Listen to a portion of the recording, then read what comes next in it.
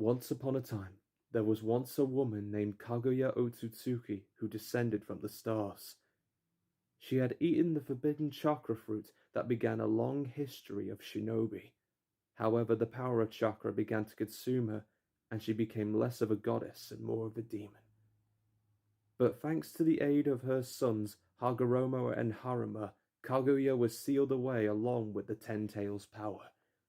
And while Haruma left to observe her mother's progress, Hagoromo stayed behind, absorbing the tail beast power, and becomes the Sage of the Six Paths. He began to use this power in the form of ninshu, and taught many others to learn the same power as he has, only not as destructive as his own mother's. And then, over time, Hagoromo had sons of his own, Indra and Ashura. But when Hagoromo gave all of his teachings onto Ashura, who was inherently weak compared to his brother, Indra began to rebel. And on that day, that is when the brothers made their vow. I will end this hell that is disguised as ninshu. You always feared the power that my grandmother Kaguya possessed, but instead of trying to understand that colossal power, my father ran from it like a coward, using it for ideals such as love, peace, and prosperity and bonds, all as a shield to defend rather than attack. Those selfish ideals will bring a great darkness to this repulsive world, and it will mold the history of ninshu into a history of war and chaos. Until my frail little brother lays dead at my feet, along with his followers and ideals that the Sage of the Six Paths bestowed him, I will never stop fighting. No matter how long it may take, I shall reincarnate and make my vision a reality, no matter who stands in my way. Though the brother seeks to reincarnate that, I shall too, over and over, no matter how long it will take. I promise this to father, and now you too, brother Indra. And so the brothers reincarnated for generation after generation of war and sacrifice. Until one day, the two brothers' latest reincarnations found peace among the two warring clans.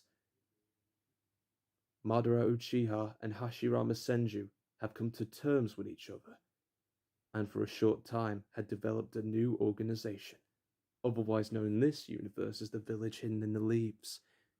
And today, we will look into the story of one Hidden Leaf Shinobi, who could very well have changed the foundation of the world with his very existence. And while we may know his story in one universe, what would happen if a certain altercation had made a similar yet different tale? Follow me as we now enter a brand new, untold multiverse. As now we ponder the question, what if Obito Uchiha survived? During the Third Great Ninja War, as Kakashi Hatake made his last stand to protect his friend Rin Nohara, the shinobi of the Hidden Stone Village attacked them, and everything went dark. When Kakashi opened his eyes, he had found out that his teacher, Minato Namikaze, had saved him and Rin, but in this universe, the yellow flash of the leaf was also able to save Obito Uchiha in time as well. But half of his body was crushed, and with one Sharingan shot. But Obito insists that Kakashi keeps the Sharingan that he gave him, as it was his gift before becoming Jonin. But the young Uchiha would have to spend most of his life in a hospital bed. The road to recovery was steep and long, but with the help of his friends, Obito Uchiha could not get any better than this. That is, until one day, Obito's life was about to change. One night when Kakashi was off on a mission to rescue Rin from the Hidden Mist Village, and while Obito was asleep in his bed at the hospital, his Sharingan reacted, and he started to see things, terrible things. One of them was of Rin telling Kakashi to kill her, but after struggling with the sudden reaction, seeing Rin's death in full was enough to activate his Mangekyo Sharingan. When Kakashi returned from his mission, Obito cried in his arms when he found out what he saw was the truth. Without Rin, his dream of becoming Hokage became so distant, but he was now determined more than ever to get back into the front lines. And a cell of Hashirama Senju given to him by Danzo Shimura was the key to a new era for the young Uchiha. During the time needed for his Hashirama cell to connect with his chakra network, Obito was hit with very crucial events. Minato's rise to becoming the fourth Hokage, finding out that Minato's wife Kushina Uzumaki was pregnant with their son, and on October 10th, the nine-tailed fox attacked the leaf, as the third Hokage defended the village and Minato finding the identity of the one responsible for the attack. Obito saw this as a chance to save his sensei, but Kushina's sealing jutsu on the Nine Tails held Obito back as he watched Minato and Kushina die before his eyes. Obito returned to a state of depression, now stronger than before. But hope always remains. To repay his kindness for his new arm, Obito goes to Danzo and asks to join the Foundation. Since the day he joined, Obito had completed many missions with his new arm and Mangekyo Sharingan. But when he was aware that Kakashi was in trouble, he disobeys Danzo's orders to go save him. But thanks to the third Hokage's warnings about Danzo and the research about the Foundation intact, Obito removes his curse mark and charges into battle at the Land of Snow to save Kakashi. Once there, he too got ambushed by a group of snow shinobi under the command of Doto, and it appeared to be the end.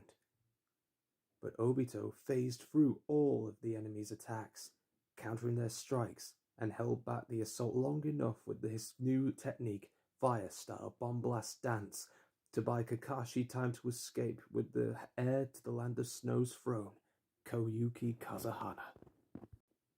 Then, a little while after, by a decree set out by the fourth Hokage prior to his death, Obito would also single-handedly stop an Uchiha coup d'etat. Good for the Uchiha, but not for long, as a group of shinobi called the Akatsuki planned to destroy the Uchiha themselves.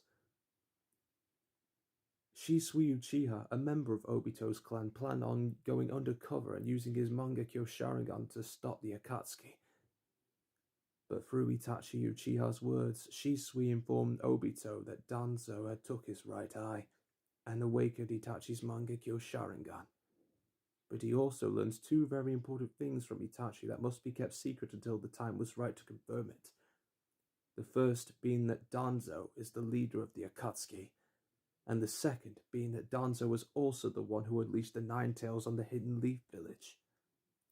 Ultimately, the Uchiha were wiped out, leaving Itachi, Obito, and young Sasuke Uchiha alive. As the years went by, and when he reached the prime of his adult years, Obito never led a single squad in his name, and from his Sharingan he saw that while his heart was healing, Kakashi's had yet to heal, as he had watched every ninja that Kakashi was testing fail, one by one, squad by squad.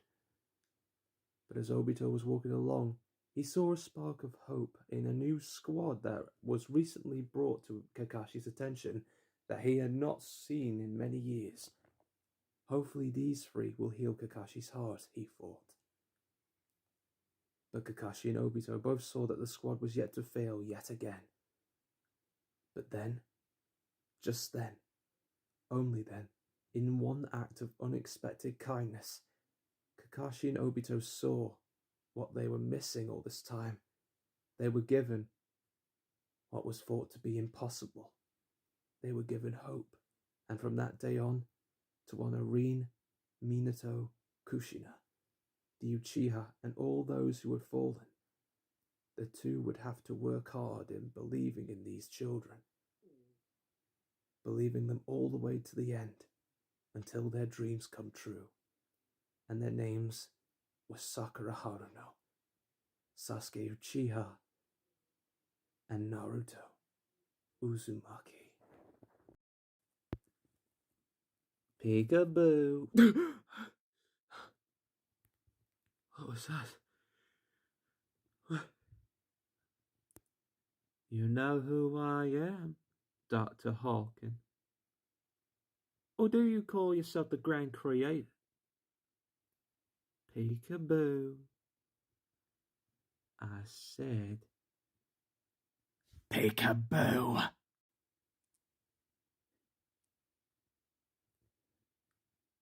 He's dead. I'm already too late. No, don't leave. Don't leave. I know who he is. I know what he plans to do. With the artifact he stole. He said his plan. Guess he didn't think I would die. When he had his henchmen stab me. He plans to use the orbs to merge the dimensions together.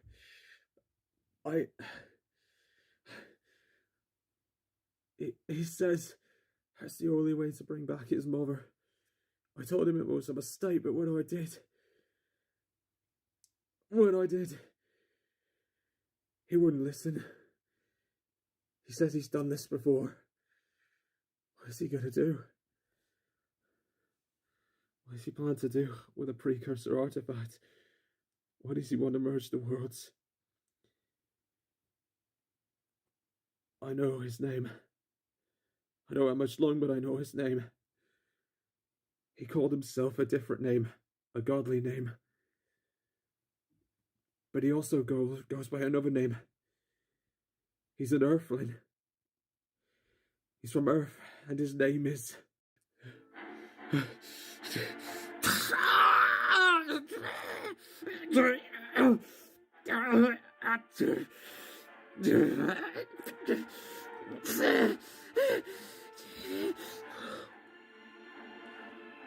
Ruby Rose? Is that you? No, enough, Reaper. He's mine.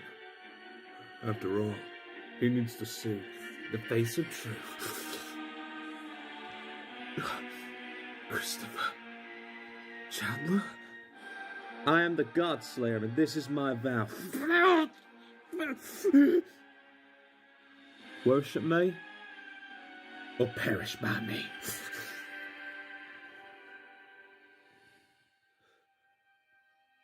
Let him go. Why? He'll be back. And if he's smart, he'll come prepared.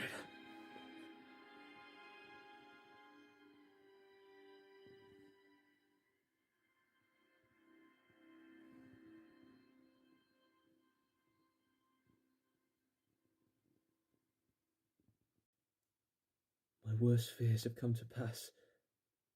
Who would have thought that this multiversal disturbance would be Christopher Chandler, one of my most faithful students from my universe that was destroyed years ago. He survived. And now he wants to destroy all life.